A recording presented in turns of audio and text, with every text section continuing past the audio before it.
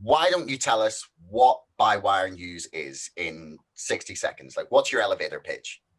Cool. Well, we're the home of independent news. Essentially, Bywire is the place where you can find all independent news in one place. That's the goal that we've always set out to achieve. And within a month or so, you're going to actually see that become a reality. The basic principle is this: you have an app, a bit like your BBC News app or whatever else you use, and it has all the news that you could want, but it comes from independent sources. And that's really key because independent media tends to be stratified across many different types. You've got, say, the New Internationalist does foreign affairs and global news, right? Or Alvarado on Latin American news, or Declassified UK investigative news, or Byline Times on, British politics and investigations. And there's all these different kinds of things, but no one independent media outlet has the scale or the size to provide a full news service. Well, and that means you might, to whatever social media you use, have to be on, liking 40 different pages on Facebook or whatever. And of course, then you're not going to see everything they put out, because guess what? Facebook page is only 1 to 3% of anyone who likes a Facebook page gets to see anything that's posted by those people on those pages. So we're just going to let you choose your news directly from whoever you want, but solely independent sources. So that's what it is. It's the home of independent news, which ironically Sky News have decided to make their tagline. So we'll be having a bit of fun with that in the future, because an organization founded by Rupert Murdoch really doesn't have the right to use the term independent. But anyways, we'll get into that some other time. But that's what it is, the home of independent news. And what we'll eventually do is not only give audiences access to all the independent news, but also will make independent media a sustainable way for organizations to operate. So instead of being reliant on the state or corporate advertisers, we'll be able to rely on readers and on each other.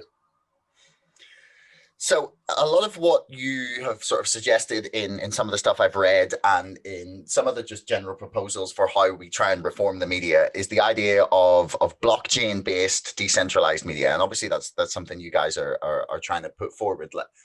For say someone who's coming in with like a very small understanding of what the blockchain is, or maybe no understanding at all, what is the blockchain and what on earth does it have to do with news? Like most people will have only heard it in the context of, say, Bitcoin or cryptocurrency. Sure. And actually blockchain as a technology, those are just operations that are done on blockchain. They're just things that have occurred. They're the most popular or most widely known because a lot of people have made a lot of money from them. And that's created a whole new sort of array of wealthy people who were unlikely candidates to be so. But that's not really what blockchain is about. Blockchain ensures immutability of data. And what does that mean? It means if you put something up, it stays there and you can track every change that has ever occurred to that thing. For news, this is massive. Right? This is massive because we've got three actors essentially who are trying to stop or change news. News should be a permanent record. If you read a newspaper from the 1830s, whether it is entirely accurate or not, what you do know is that whatever was printed there was put there by the journalist. Now you have a situation in this country where, like, Dominic Cummings was changing his own blog to pretend that he had predicted and been talking about COVID since December, 2019, which was, only discovered through like very specific investigations by a journalist comparing, specific elements. There was no easy way for people to know what he had been doing when. You had someone on your show talking about what had happened at Capitol Hill, a journalist who's literally accurately reporting and videoing what's occurring, so much so that it's used in Senate testimony, right? Is not allowed to post what they're putting on YouTube without commentary or color, because what social media, big tech social media platforms are about is about eliciting extreme emotion to create virality, right? Like you get angry at something, you share it. Like that's how they make money. They want to keep your attention in there, so the advertisers get more time selling you stuff, right? Like that's their whole business model. And because of that, they've come up with a sort of form of corporate censorship where they're like, well, if you're not giving us that, we're going to delete your stuff. We're going to change it. We're going to change it retrospectively. We're going to take people off and on. This can't happen through the blockchain. The blockchain basically protects the source of information by storing it many, many different places all at the same time. So it can't be sort of wiped off one server, So you've got, like I say, you've got YouTube, you've got YouTube, Twitter, Facebook, all of which are doing some form of corporate censorship. You've got individual actors like Dominic Cummings and people changing their blogs retrospectively. News organizations regularly refusing to apologize for stuff. They just edit their article. They're like, oh, why should we hold our hands up for an article that's had 1 million hits, even if it was a lie, it spread misinformation. In the case of the Daily Mail, for instance, has spread very dangerous misinformation that may have cost many, many lives around health information, right? Just as an example.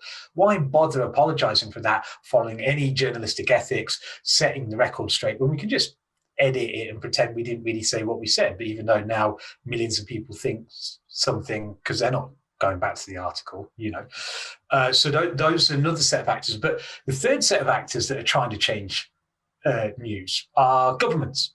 Governments are undertaking massive disinformation programs. We're talking Russia and China are obvious examples because we always look at what other states are doing, right?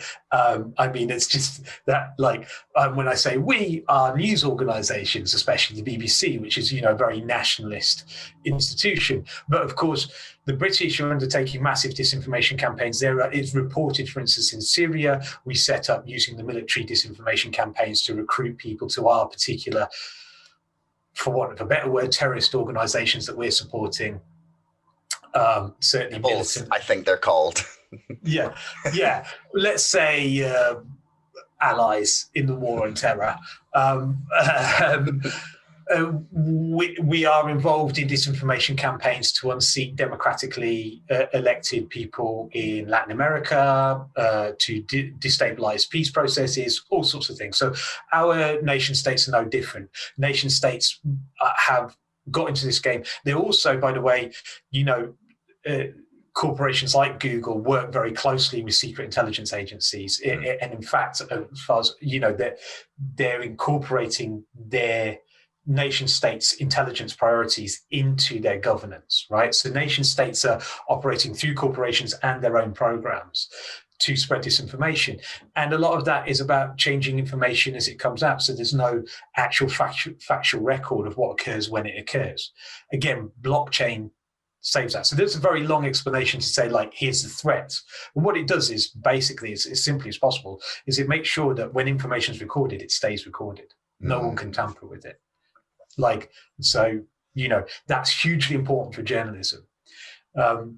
Especially in an age where journalism is dying. It's not going to die as in completely be wiped out, because you still need commentators and opinion makers still need to have some reportage to talk about.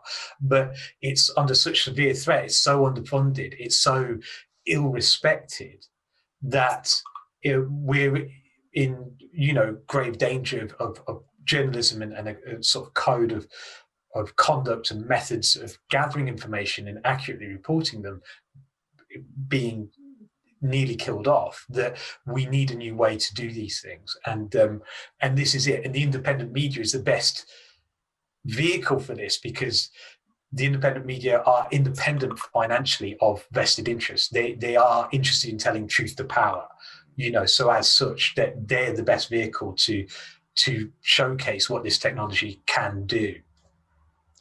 Wow, there's a lot there I want to address. Sorry. That's all right, man. Don't worry. This is what podcasts are for. I always say, take as long as you want to answer, because we have as long as we need. Thanks so much for listening.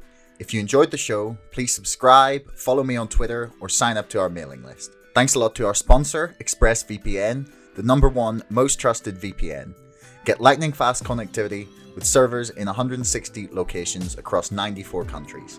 Keep your browsing privacy safe with ExpressVPN and get a 35% discount on 12 months of ExpressVPN when you follow the link in the description below. Don't forget, my book is now out and available to order on Amazon and on bookshop.org. That's Brexit, the Establishment Civil War. And most importantly, thanks for listening. We'll see you next time.